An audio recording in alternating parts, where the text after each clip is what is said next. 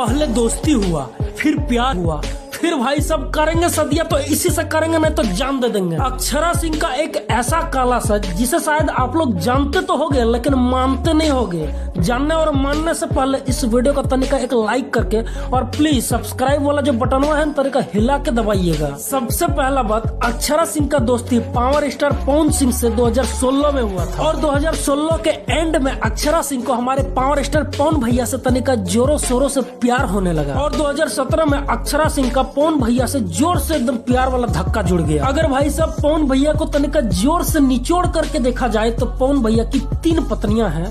पहला तो नीलम सिंह जो इस दुनिया में नहीं है, दूसरा ज्योति सिंह और तीसरा भाई साहब यही अक्षरा दीदिया। उसके बाद भाई साहब दोनों के बीच प्यार हुआ, इकरार हुआ है।